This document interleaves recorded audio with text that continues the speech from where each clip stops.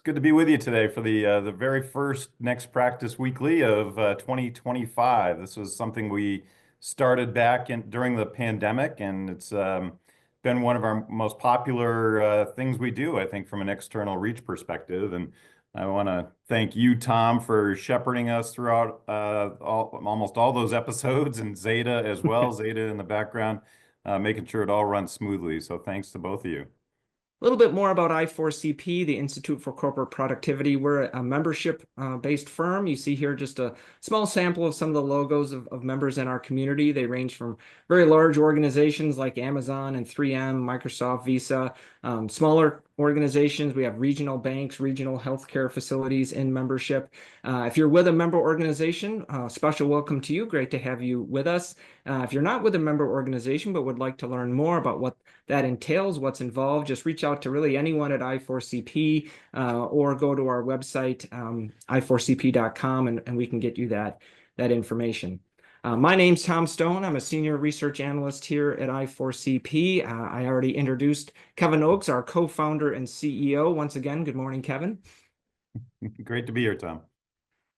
This is Next Practices Weekly. You see there on the right-hand side some of the upcoming events we'll have, including next week on January 16th, when I'll be joined by two of my other research team colleagues, Lori Likens and Molly Lombardi. We'll be walking through for you our 2025 priorities and predictions report, so you won't want to miss that. And then we'll have some workforce and HR leaders from McDonald's and US Bank Corp to round out the month. I just mentioned our 2025 priorities and predictions report. If you haven't already received that, make sure you go to the website, i4cp.com/predictions, or use the QR code here that you see on the screen. Download that. This is a publicly available report that we do every year. It's based on interviews with our 7 now executive level boards. It's our most popular piece of research pretty much every year. So I'd encourage you to check that out. Also, in addition to sharing with you on next Thursday's event, if you have members of your team or if you yourself are in the Europe, Middle East, Africa time zones, then be aware that on January 22nd, Lori Likens and John Sutton from I4CP will also be again walking through the main priorities and predictions, the main findings from this report. So different day, different time, that's maybe a little more convenient for those of you in those time zones. Again, you can find more information about that at our site or use the QR code there in the bottom left. With that, I'm going to turn things over to you, Kevin. We've got some great material today and outstanding guests today. And I understand both of them are going to be speakers at our upcoming conference in March. They are, and I'm really looking forward to that. It's an honor, certainly, to have Annie Dean and Brian Elliott with us today ahead of when we're going to have our conference in the first week of March. And we're talking about a topic that I know some of you may be sick of hearing about. A lot of you are wrestling with. Annie, Brian, and I were talking at just a few minutes ago. We're, I think, all a little surprised that this continues to be such a hot topic so far removed from the pandemic, but it has a lot of issues associated with it, and it's in the headlines almost every day. So, Annie, Brian, welcome. I'm just thrilled that you're here to talk about this because I consider the two of you two of the foremost experts on the subject of flexible and remote and hybrid work. And so what I'll like to do just to start out is have you both introduce yourselves. Annie, I'll have you go first and just talk about what you're doing at Atlassian. Thank you so much for having me today, Kevin and Tom. And it's always a great morning when I get to start it with Brian. So great to see you all. So at Atlassian, I'm the head of Team Anywhere, and loosely what that means is that I'm sort of the GM of distributed work. And that means that I'm helping to drive the adoption of distributed practices and corporate norms to help us function as an organization where we have 12 different global offices, but nobody's ever required to attend them. Despite that fact, by the way, they actually are all well attended. It's amazing if you let people choose that they do want to come in for some part of the time. I, as part of my role, I oversee our real estate. So I oversee all of our offices. I oversee a research lab called the Teamwork Lab that is a bunch of behavioral scientists that study how work should be happening in today's modern era where work predominantly happens on the internet. And I also oversee a variety of people programs like onboarding, our, Team Anywhere policy, which is our distributed work policy, and our on-site or gathering program that helps bring people together. And I'm sure we'll talk about more in this conversation. So thanks again for having me. I'm looking forward to this conversation. Well, thank you for being here, Annie. And also thank you, Brian. You've been writing almost every day about this subject that we're going to talk about. Maybe you can introduce yourself for our audience. Yeah, Kevin, thanks. Annie, great to be with you again. So anytime is fantastic. So I'm CEO of a group called Work Forward, and I'm an advisor to leaders and companies on future of work topics, rooted a lot in research, case studies, and work that I've done with a lot of organizations. But all this is actually based in part also on my own experience and practices. I spent about a decade as a consultant way back when, and then 25 years as a leader in organizations. So startup CEO, P&L and product leader at companies like Google and Slack. Started a group called Future Forum back in 2020, which did a lot of research into what was working and what wasn't for people and organizations when it comes to workplace flexibility. And today, at this point, I've worked with literally hundreds of organizations on best practices when it comes to hybrid work, flexible work, but also adoption of new tools and technology. A lot of it really rooted in lessons I learned early on, like culture eats strategy for breakfast happens to be a very true statement. We sort of joked about it beforehand. Return to office is one of those topics that I'm actually deathly sick of as well. Julia Hobshawn put out a piece this morning calling it a red herring. I think she's absolutely right. It's actually not the thing that people should be focused on, but it does actually create a massive distraction for organizations that can be highly disruptive. So I'm sure we'll get into that, but man, this thing has kept itself alive far longer than it should have. Yeah, I think we're all surprised it's such a hot topic today, given how far removed we are from the pandemic and when the world was forced to go remote. But one of the things we're going to do today is just take a look at data throughout the conversation. I think Annie and Brian and I all appreciate really structuring this conversation around data that's out there, because I think a lot of times the headlines that we see and the opinions that we see aren't necessarily data-based. And I think we'll start here with Flex Index. And maybe, Brian, you can just tell us a little bit about what Flex Index is, first of all, before we start looking at some of the data that Flex Index has provided to us. Sure. So Flex Index is a firm where I'm an advisor. They track the they track essentially the flexible work policies of about 13,000 organizations around the globe, about 8,000 US-based companies. This is US-based data. It's tracking it back for the past couple of years, looking at how many firms have a policy that says some form of office location flexibility versus 5 days a week in the office. And dialing your head back, I think if we'd told people in 2019 that 5 years out, 68% of firms would have some sort of policy that was not 5 days a week in the office, you would have been laughed at bluntly. But we're sitting here today where that's what's actually going on. So, but if you think back to last year, every headline that gets written tends to be written about a company making an announcement about going back to the office, right? And what you see in the data is all of those headlines, all of those announcements add up to not much actual traction at the end of the day. So the majority of firms still have some sort of flexibility in place. We'll get into this, but what's happening, I think, more is people are starting to clamp down a bit on the policies that they put out a couple of years ago. And in some cases, obviously, they're changing their minds. So Andy Jassy, JP Morgan, Jamie Dimon pushing it, most recently AT&T being the headlines. Yeah, and I think the part of the issue is those headlines involve very iconic brands, right? And that gets a lot of the attention out there. But Annie, your firm has been flexible for quite a long time. So as you look at this data, does this surprise you at all? This is what I think we would expect. Before the pandemic, I was running a startup that advised, executives on how to adopt flexibility policies. And like Brian said, if we had told, the executives I was working with at the time that about 2/3 of companies would have, the option to work from home for a couple of days a week, that would have been something that felt really wild to people. When the pandemic was unfolding, I was a VP at Deloitte, and we were advising the Fortune 500 at that time to manage, orders related to health and safety and work from home. And at that time, CIOs did not have Zoom links as default settings in, people's calendar systems. So we've come a really long way, and I think it's important to not lose sight of that. I also think, one of the things that Nick Bloom consistently points out in his research, Nick Bloom being a researcher out of Stanford who's considered a leader in this space, is that regardless of the companies that are making 5-day office mandates, those aren't necessarily being complied with. And despite the fact that there are, a series of companies who are seeking to build office cultures, really the kind of data speaks for itself, and things kind of leveled off in 2023 and haven't changed since that time. And so I think we can continue to expect to see that a more hybrid environment, meaning where offices are an important part of a corporate ecosystem, but people don't go there to work every single day, will continue to be the norm. Yeah.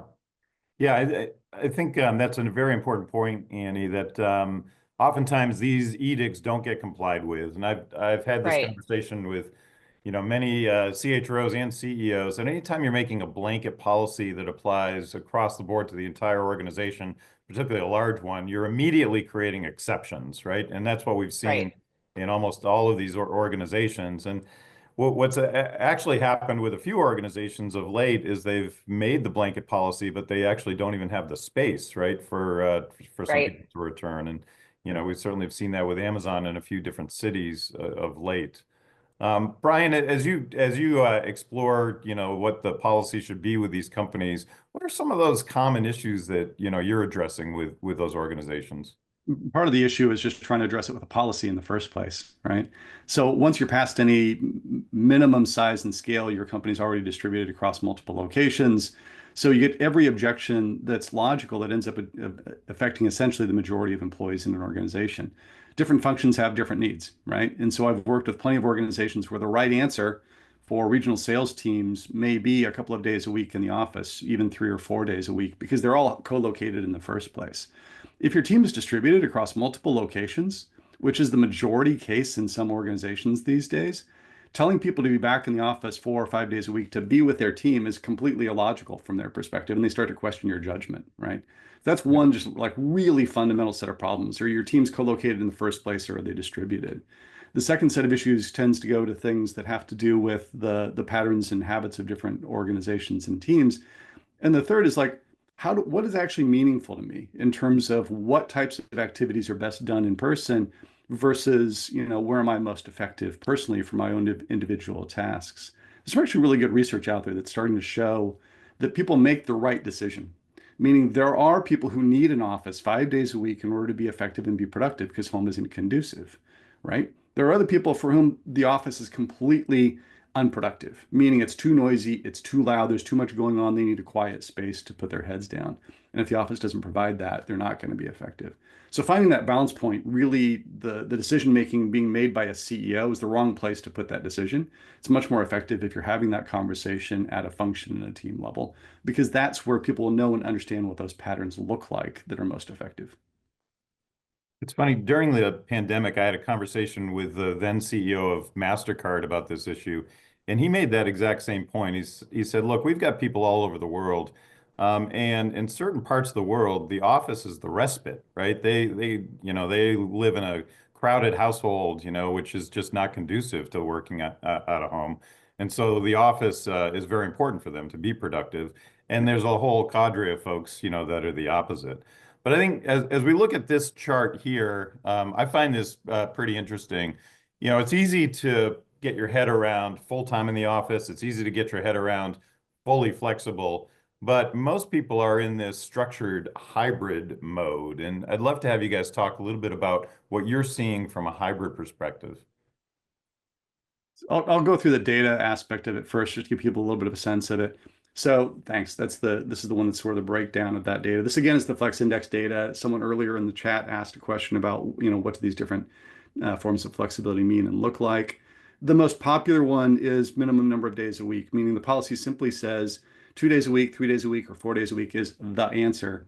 as opposed to minimum and specific days. So think about that as being more like Apple did this, 4 years ago now, where they said Monday, Tuesday, and Thursday are the days for everybody to be in the office.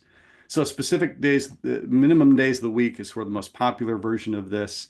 And it's saying this is N is the number, and everybody should be in the office N days a week.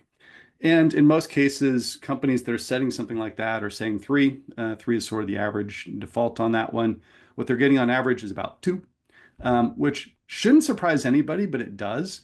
A lot of CEOs and CFOs got a surprise in 2021. I know we did, even at Slack. We thought we were a very office-centric company, believe it or not. We were hugely in office as a culture. We were going to reopen our headquarters office and said, hey, look, how much space do we need? And the person who ran the workplace team came back and said average occupancy of a seat in the office was about 50% prior to the pandemic. And the CEO and the CFO both were like, what are you talking about? The office is full. It was full every day. And the answer is no, it wasn't. It was about half full. The meeting rooms were full, but on average, people were, in the office about half time because you had some people who were flexible already. You had people visiting customers. You have vacation. You have people who are out for a different time.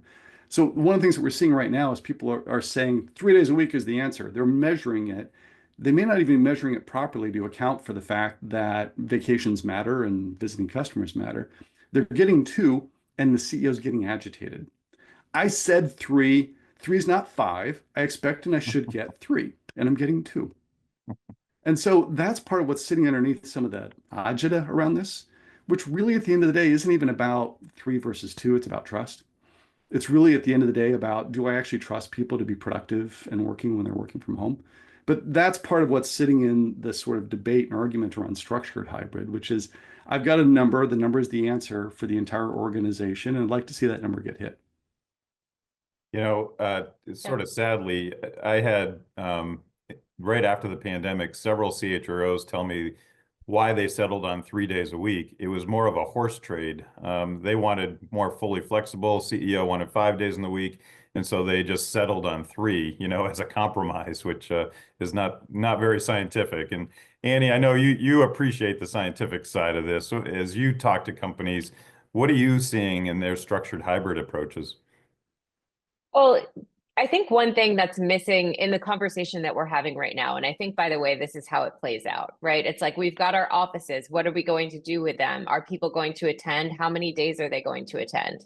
And, I'll go back to what Brian said at the beginning of this conversation, which is that these topics tend to be a red herring, because what's not part of this conversation that we've just been having, and what I think is lacking in many of these executive discussions, is what do we expect the office to do for us? What value does it provide for us?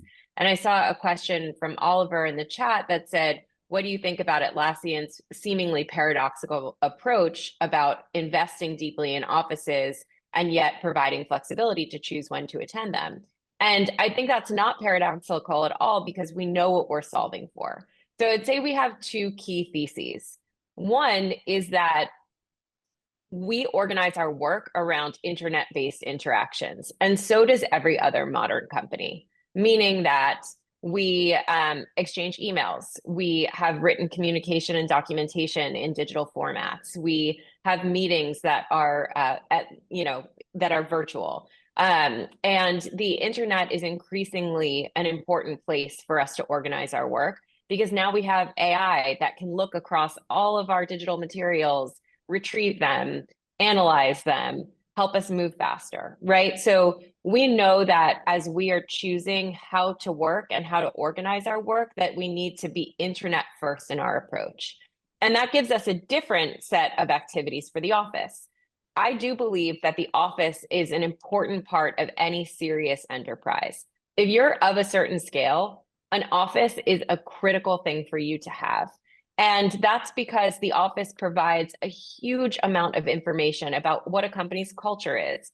It makes sure that people interact with one another. It gives them a physical space to build momentum together, do those things that are in person. And like Brian said, people are good at choosing what those should be.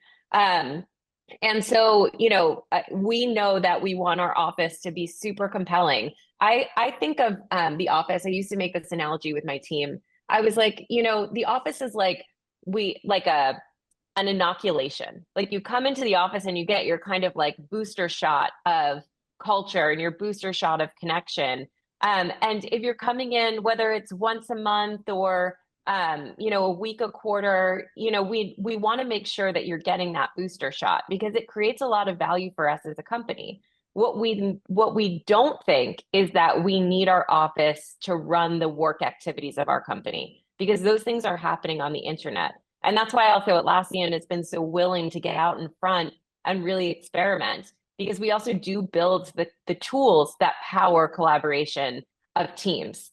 So it's given us the opportunity to, lean in a little bit, more with a little bit more conviction, perhaps, than other tech companies who are building different kinds of products. And I think that's, let us be really data driven and study how this is happening. And all signs point to the fact that it is working. And I love that booster shot analogy, Annie. That's brilliant.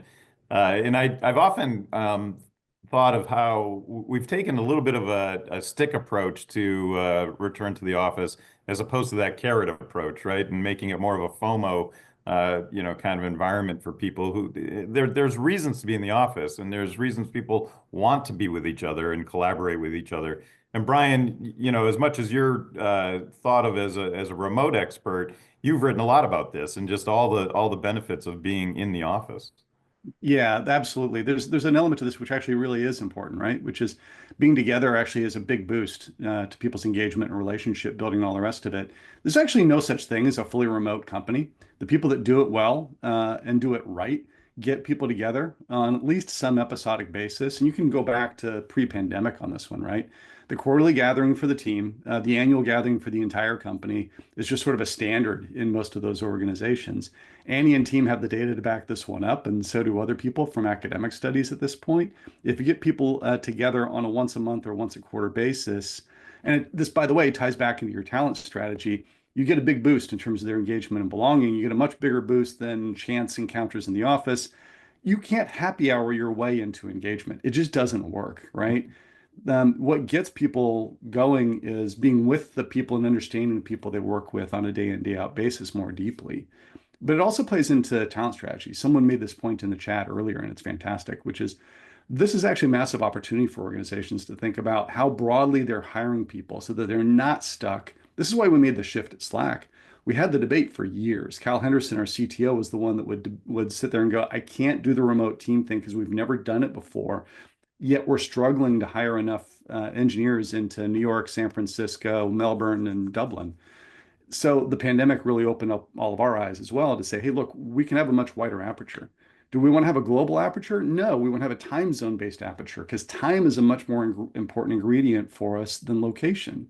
So we're going to time zone bound this and we're going to hire people in more distributed locations and we're going to fund both space for people to get together in the travel, for people to get together to build that belonging. And the slide that's up now is one of my favorites because it's like, here's where people sit today in terms of what that mix looks like. But there's actually a lot of advantages to finding what works for you and for your team that sits in the middle because you get higher access to talent. Nick Bloom put a study out in Nature just this fall talking about the attrition drop that happens when you have a hybrid versus a full-time in-office policy, about 35%. Greater diversity. Look, we can get into all the RTO studies that have been coming out over the past year, but the people that are most likely to leave are your most talented employees who are marketable and women, because women 90% of the time are primary caregivers in organizations. So being more flexible allows for greater diversity and inclusion as well. Productivity studies are all over the map, and we can talk about that one if we want to. But generally giving people choice yields better results. So at the end of the day, there's a lot of advantages to doing this. You just have to focus on what are the outcomes we're trying to drive and being able to articulate those and what's my talent strategy. And that's something you've really focused on too, Annie, right? The wealth of talent that's available to you, given how you structure your policies here. Right. And I think it's been a very attractive approach for us as a company at a time where we're really growing significantly and, taking on new types of products. We just had a story that we put out earlier this week about how we released our first AI product in just 6 months.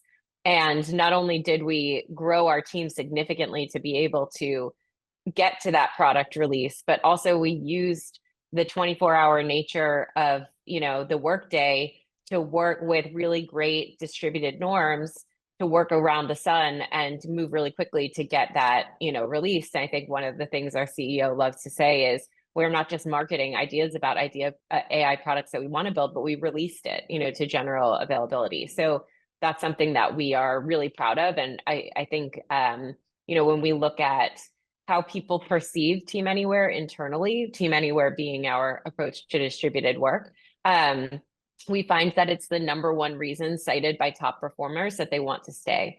So this is really a differentiator for us as a company, and it's been helping us achieve and reach our goals faster. It's funny because about 20 years ago, that follow the sun development methodology was talked about a lot, and I don't hear it talked about as much these days. But it's so true. I'm so glad that you brought it up. It's just a different lens, a different way to look at how you want to develop software as a company, or really develop any kind of product as a company. Right. And you don't always have to be following the sun, right? Like there are a lot of teams that are time zone bound and they end up working, within perhaps an extended time zone period. Maybe they're covering 18 hours of a day and not 24.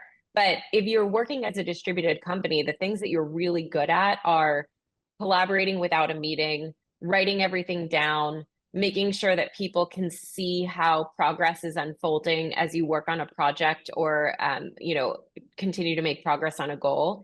And with those things in place, it gives you so much more structure and so many more tools to be able to work in a variety of different circumstances, including an around the sun model where there may not be much time zone overlap.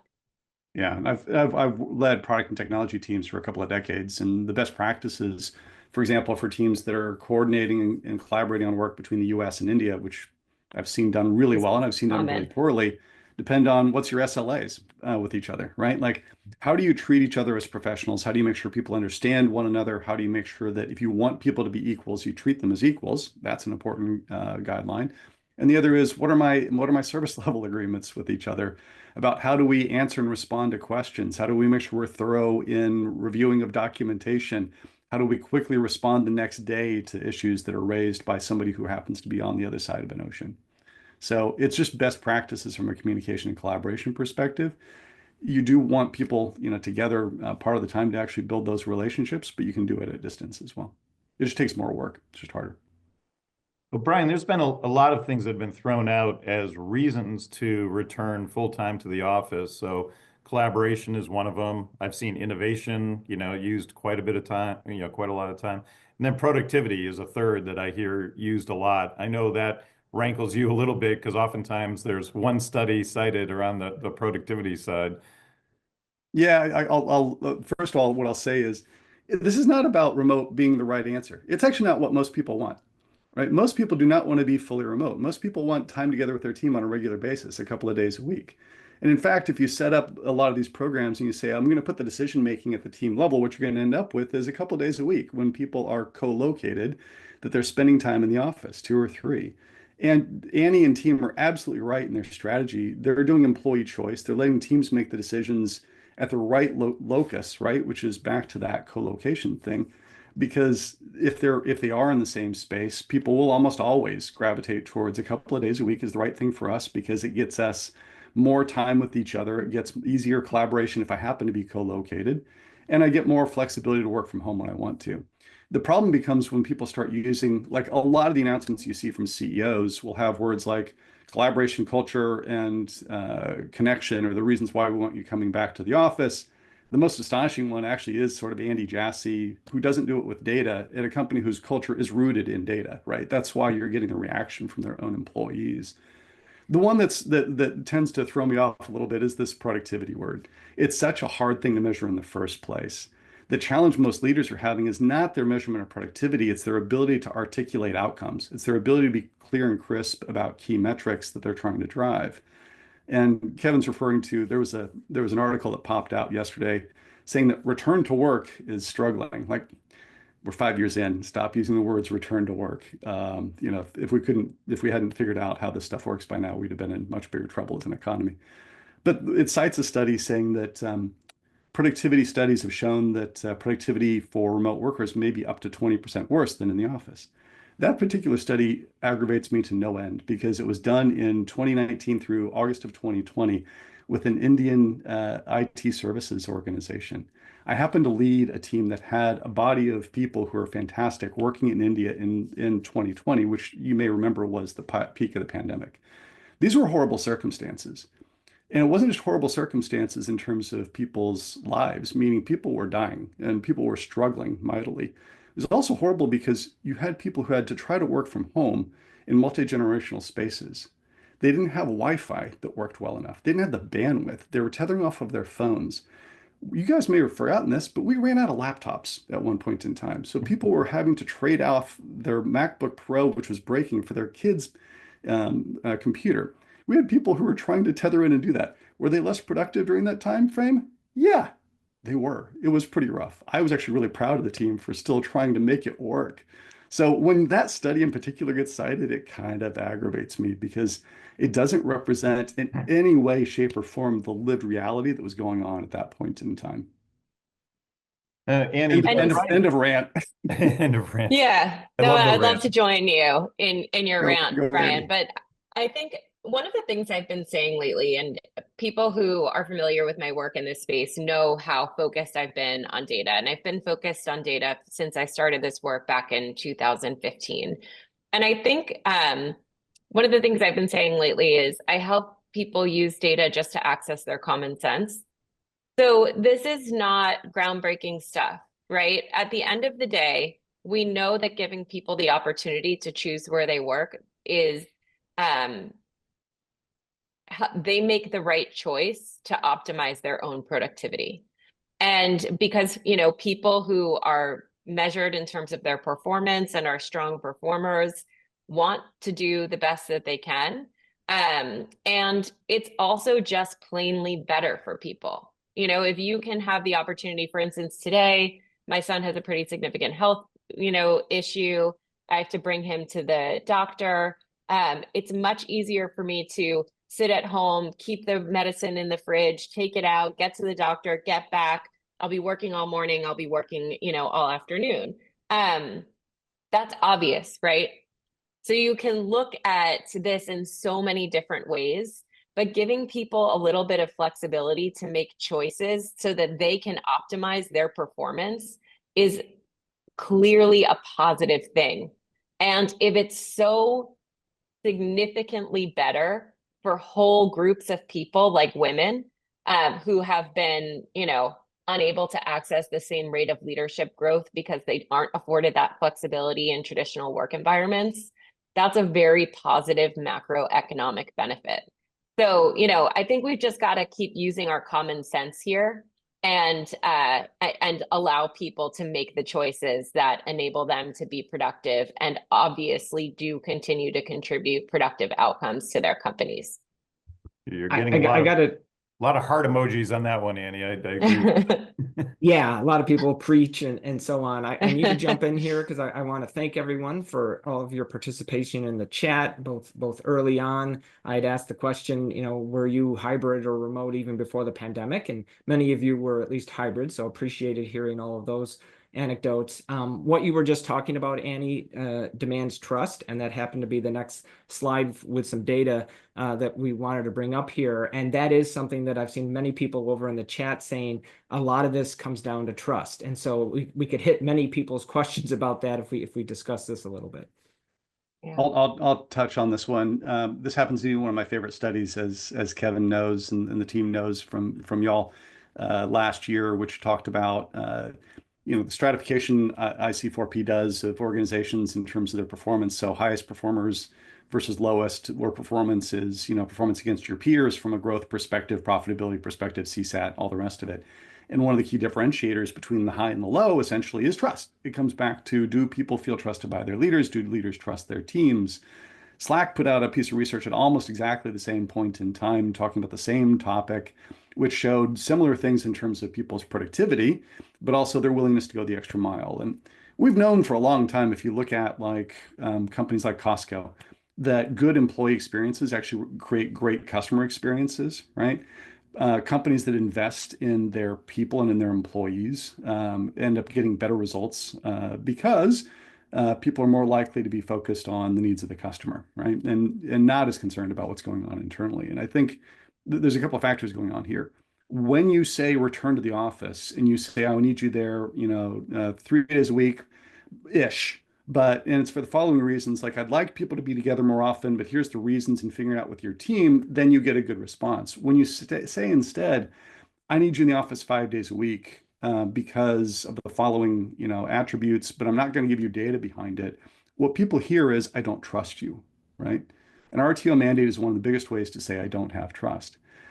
I have a lot of leaders who grapple with this that I talk with and that I coach who say, look, I'd like to trust people, but I can't just give them trust. I've got to actually have something underneath it. And the answer is great. A wonderful opportunity to focus on performance management and really to think about how you're going to shift the conversation from activity monitoring to how do we put in place a much better system for accountability to outcomes. And so Synchrony's CEO, which is a financial services company, actually talked about this in a Fortune article last month, saying, hey, look, I was pro office, always worked in an office beforehand, but we use this as an opportunity to shift ourselves to a performance-based organization that's not focused on the once a year annual performance review cycle, but thinking much more about what are our annual goals? How do we break those down to quarterly goals? How do we break those down to team-centered goals? How do we assess our performance against them? And how do we have this be sort of a much more continual conversation about are we achieving the goals that we've got? Good news is that's a great way to manage it. The hard news is that's hard. It requires decision making. It requires investment by organizations. But if you make those investments from an executive perspective and getting clear about priorities, about outcomes, then you can build a trust-based system around it as well. And at the end of the day, what that does is raises the performance of the organization overall.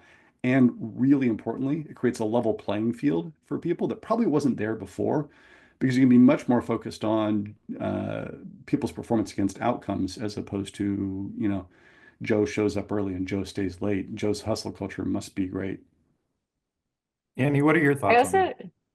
yeah, I think there's a number of things that come down to good design too that I've been thinking about a lot lately. One of them is, how do you build a performance organization and what does that look like? I think, org design is a big component of this where, do you have folks that know what their people are doing? If a manager can't easily answer the question, what are my people doing? There's a design flaw.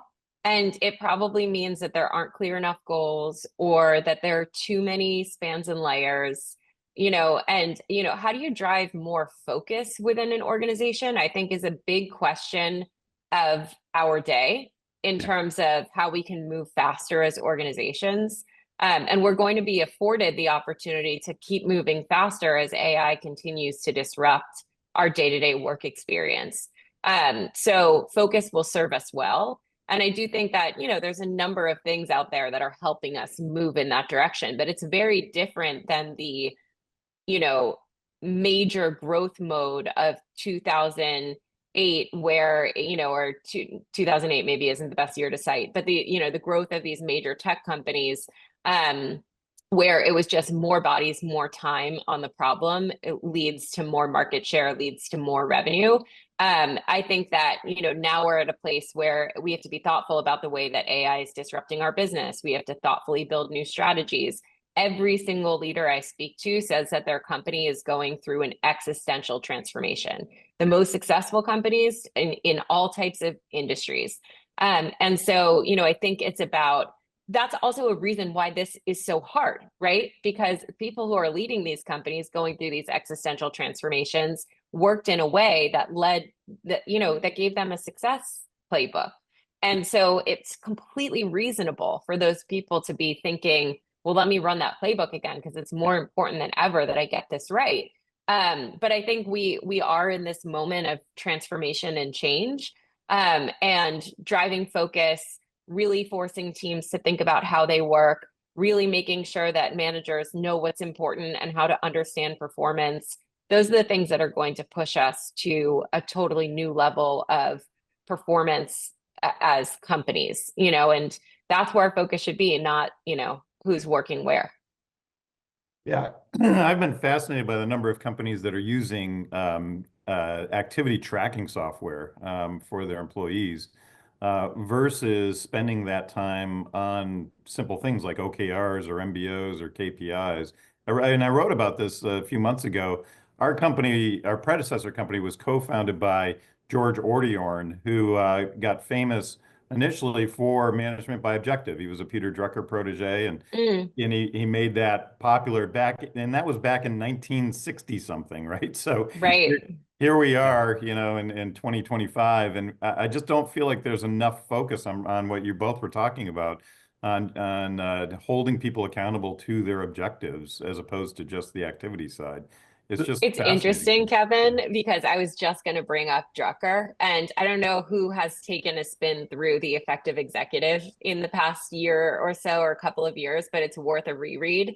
And one of the things that I really work with my team on is a Peter Drucker mandate, which is chase opportunities, and don't just get caught solving every minute risk, because you'll never get anywhere.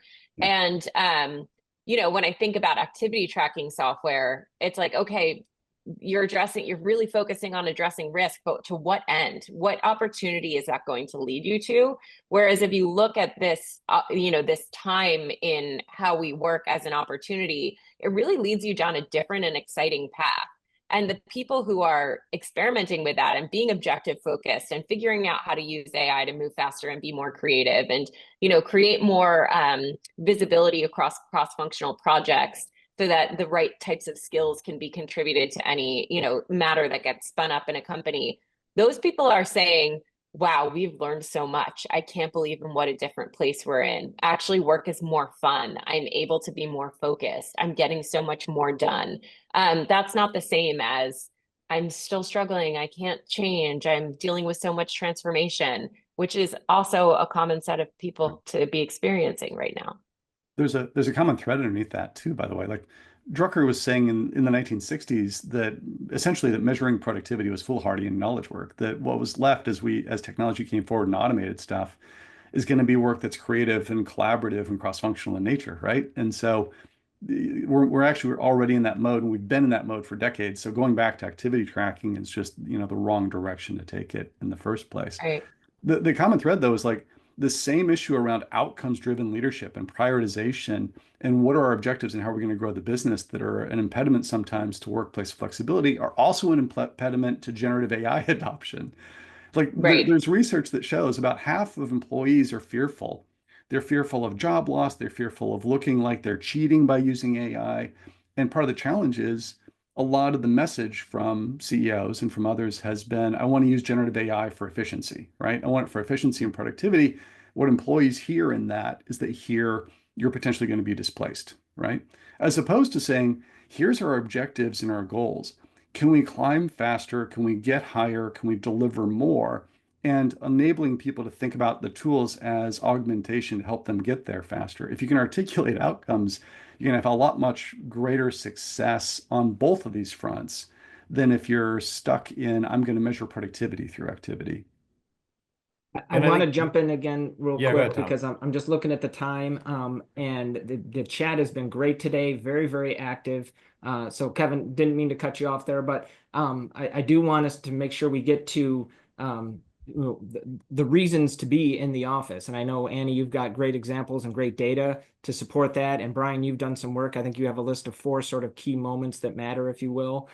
So Kevin, go ahead with the point you wanted to make, but I do want to move us to that topic. I was just going to address the slide that we have here, and I thought, Okay. Annie, it'd be great to get, some of your input into, how you've thought about a learning organization overall at Atlassian. Yeah. So when we think about why we are coming into the office, I guess we're designing the office for a couple of key outcomes, and we talked about these earlier, but On the one hand, it's connection. So whether that means teams coming together to actually work together, because our teams are not co-located. And as Brian mentioned earlier, co-location, or the idea that all team members that are on a team are within the same zip code or set of zip codes, is no longer the norm.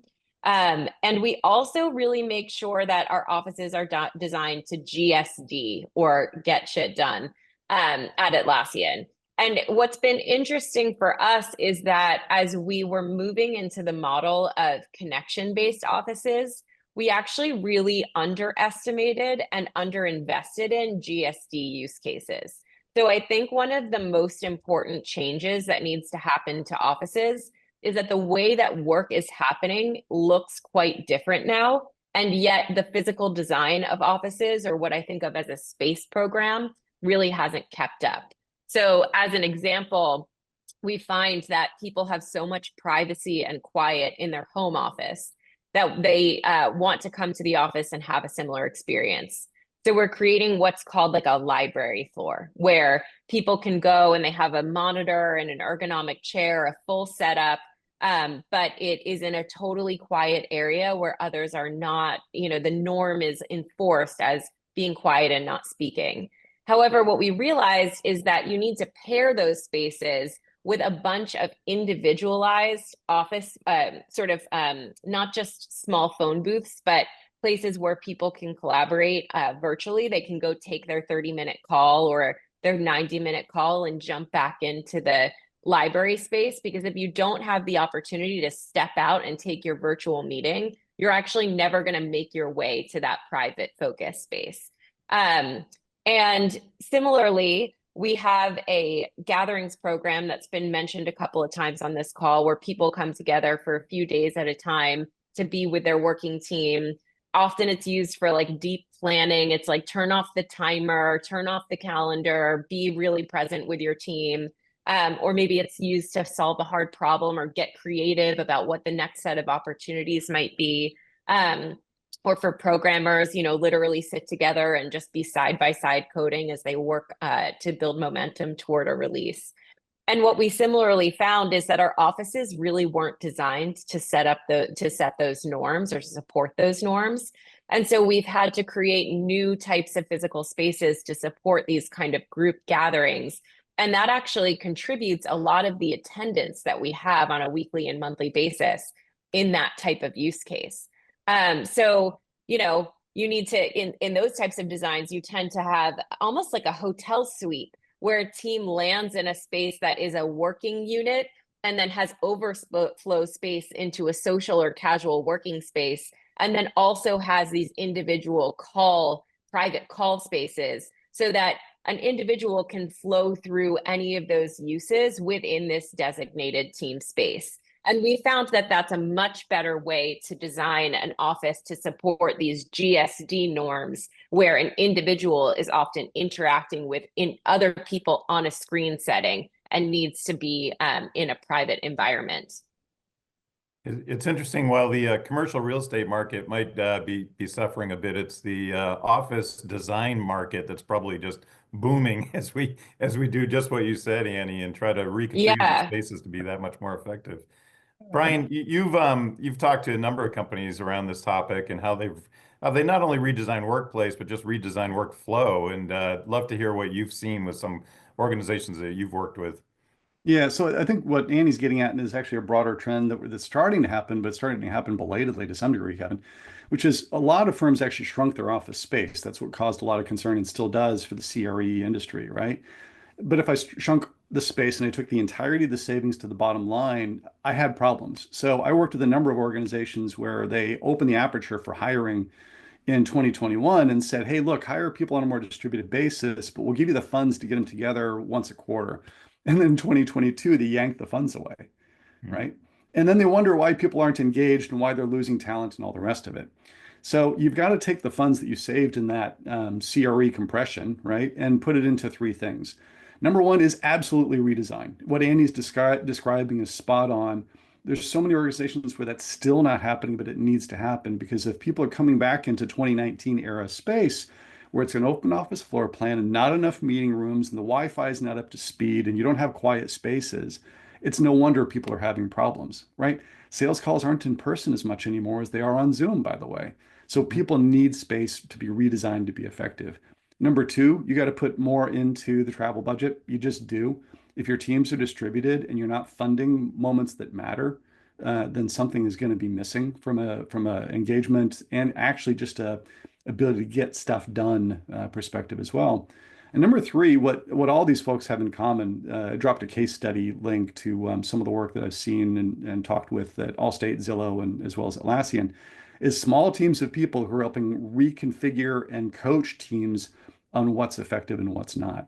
If you say to leaders, you need to get your team together once a quarter for a week, and half of that time should be spent on relationship building and team building and half on the work itself, most leaders and managers will give you a blank stare because they'll go, I don't know what to do on the team building and the relationship building side, right? I've been in C-suites where people are like, whoa, what do we do in that case? So small groups of people that can help instrument great facilitation, great learning events, good ways to get to know each other, to learn how to rumble together are really important. And we're not talking massive investments. Zillow's got a 4-person team that actually instruments what they call Z retreats. They did about 500 and something of these last year. And it's a little bit of like the self-serve model for smaller gatherings and hands-on type of stuff for the bigger teams that are coming together on a regular basis. So you've got to make those investments in order to make it work. And that goes to really just the gathering side, but it also goes more deeply into experimentation and iteration with better ways of working. A number of the organizations that Annie and I are both talking with they may still be struggling a little bit with like gathering strategy or the office redesign, but a lot of people are now on much more important topics bluntly, which are things like how do we collaborate across time zones, right? How do we make better use of more efficient meetings? How do we give people more focus time during their day? How do we actually think about how these new generative AI tools actually upend entire work processes by getting the team involved in redesigning how the work gets done? How is such a more important topic than where, that the firms that have actually gotten past these debates and arguments are on to the next and actually more important set of challenges. And I think it takes investment to make it happen. That's the next slide, I think, Tom, that makes Brian's point that time matters more than place. And love these stats that you see here. I know you're both big proponents of this concept. Yeah, this came out of some early Future Forum work that we did. If you give people schedule flexibility, it's actually much more important than location flexibility. And you can kind of understand why the two things are related. If you say to somebody, you got to be in the office 5 days a week, then they're not going to get a lot of flexibility to handle the things that come up during the course of the day. But really, a lot of what this comes down to is, are you jamming someone's calendar full, like the example that sits in the display there? By the way, that was my calendar in 2020. We're still using that graphic. But if you don't have sizable blocks of focus time for people to do deep work during the day, you're shoving the deep work into the evening after dinner and after the kids are in bed. Annie and team, Molly Sands, who runs research at Atlassian, published a fantastic study December of 23 on the work that they had been doing around effective use of time blocks. And back to the topic of outcomes, how do you tie your calendar management with goal setting? And if you actually on a weekly basis develop good habits and rhythms as a team about what are our most important goals this week, reflecting on a couple times a week basis on how am I doing against those goals and how am I using my focus time to make progress on them, you get much better outcomes than if you simply do what honestly most people in organizations do, which is you stumble into your calendar in the morning and you work through it. And then at the end of the day, you're exhausted. Yeah, for sure. And I think that next slide also talks a little bit more about the goal settings that we had talked about earlier, and just the visibility that people generally lack into other individuals' goals, which I think is really getting illuminated in this whole conversation for sure. Yeah, and this one just steals from Atlassian yet again. Thanks, Annie. But the 87% of executives not understanding what other teams' goals are comes from Atlassian as well. But this is, I still think, a big heart of the matter, which is back to, it can be really hard because it involves decision making at executive levels I've done this myself and had this struggle inside of organizations around getting crisp clarity about this is our number one, number two, number three, number four goals and stopping there, right? Yep. It's really hard because I've been there as an executive. I know how many people we've got. I know what resources we got. We should be able to do more. And yet, you're not going to get there if you insist on doing it that way. Clear articulation of goals, people understanding them broadly, is really about efficiency, transparency, and trust. But it really starts with your executive team having some really hard conversations sometimes. Annie, thanks for lending us so much great research that your team and you have put together. Well, we're running out of time here, and I've seen some comments in the chat. They wish we could go for another hour and have this be a 2-hour webinar. I also wish that too, because there's so many different aspects of this topic that we haven't necessarily gotten to. But I want to take this opportunity to just thank you both again for joining us today. You're just a wealth of knowledge. And if for anybody who wants to read more about this topic, just Google Annie, Google Brian, Nick Bloom is another one. They've all written just so much about this topic and a lot of different aspects of it. And if you want to meet Annie and Brian, come join us in Scottsdale in March. They'll both be keynoting our conference, Next Practices Now, along with a number of other awesome keynoters that we've lined up. This is only a subset that you're seeing here on the screen. But please join us. It's always a great event that we host for Next Practices Now. Thanks again, Annie. Thanks again, Brian. I'm looking forward to spending time with you guys in Arizona. Absolutely. Us Looking forward too, to it, Kevin. Tim. Thanks, everybody, for the Thank great you. questions. Tom, Yeah, thanks for shepherding us through this. Yeah, absolutely. Thanks, Kevin. Thanks, Brian and Annie. I certainly echo that. You guys are getting a lot of kudos over in the chat. And Kevin, to your point about, we could have gone another hour. Several people were saying that throughout the call in the chat. And I'm happy to say we're already in the works of planning a couple of more sessions on this broad topic for later in the year. One will probably lean a little bit more heavily into, how to make office time. We did spend some time on that in the last third today with both Brian and Annie, but we'll lean into that even more. So the benefits of being on site and how to make the best of that time, whether it's forced or hybrid. And then we'll just do another sort of update call later in the year as well with the latest next practices, the latest data, where we're at. So definitely look forward to that. Do want to remind everyone that Next Practices weekly calls are available for recertification credit hours with both HRCI and SHRM. So if that's relevant for you, just jot down the program ID or activity ID that you see here on the screen or that was put in the chat. Thanks again, Zeta, for that. And again, thanks everyone. Great attendance today. Great participation in the chat. Great insights, Brian, Annie, and Kevin. Great to have you with us. And we look forward to seeing everyone again next Thursday. Bye-bye now.